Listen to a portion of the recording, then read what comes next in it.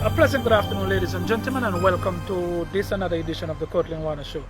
Today we have in the mix with us a gentleman that needs no introduction when it comes to sports.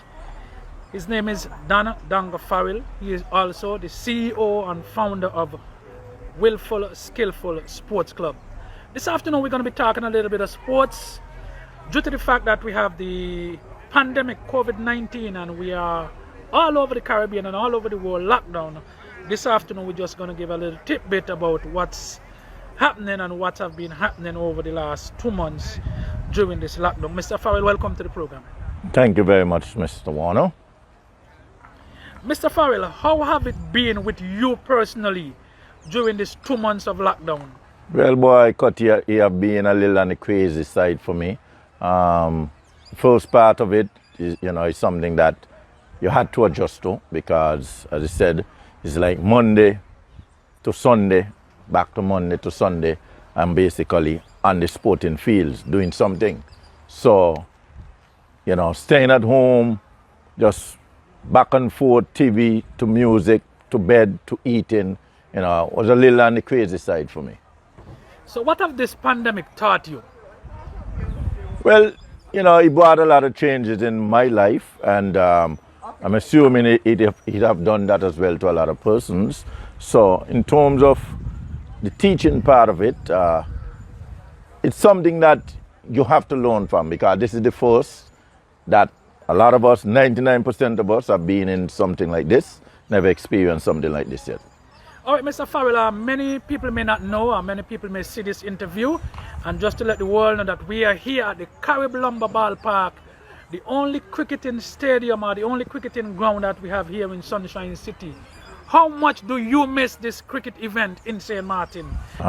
Cricket in general, boy, that's the sport of my life, Cutty. I mean, I when it comes down the other sports, I cannot run up against the young boys, them playing the football and the basketball and those other sports like before. But the cricket, I could tangle with the young ones, them. So this is like every Sunday schedule for me, coming out and knowing that I'm playing on every Sunday or even sometimes on Saturdays.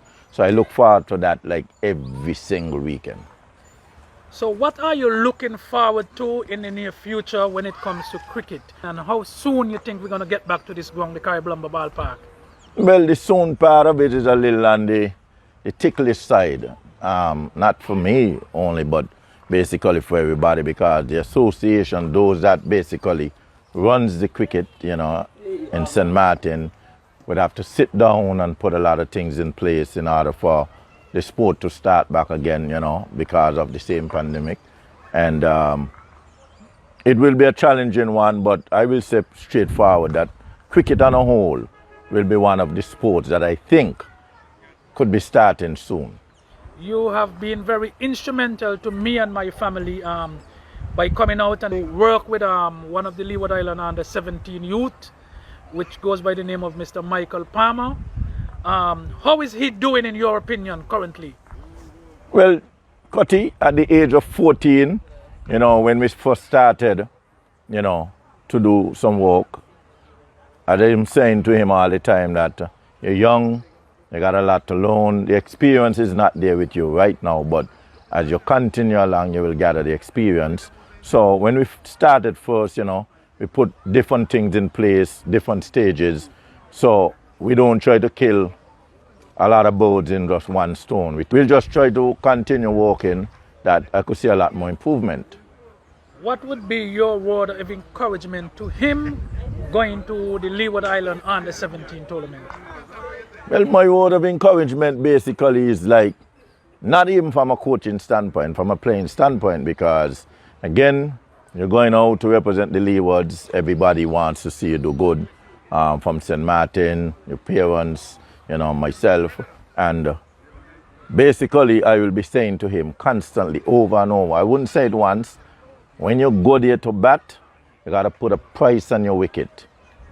You have to put a price on your wicket. And you cannot make runs when you're out. When you're in the pavilion, sitting and watching, you can't make runs there. You got to make it outside. So you got to play every ball on the merit and try your utmost best and just keep going. We're on the cricket field, but you control willful, skillful, which you do all sports on the island. How is the soccer side of your side going? Well, Cutty already started to put some stuff in place because mostly right now from my football academy is basically younger kids I'm dealing with from the age of 4 go up to 13. So ensure that we're following the rules and the guidelines to make sure that the parents are comfortable with having the kids out there in the football field. So Fayed, is anything you would like to say to the general public before we close this program today?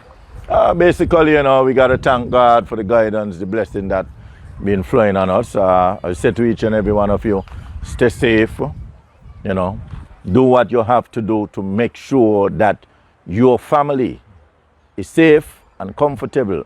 And if all of us could do that, we'll have a wonderful and bright St. Martin.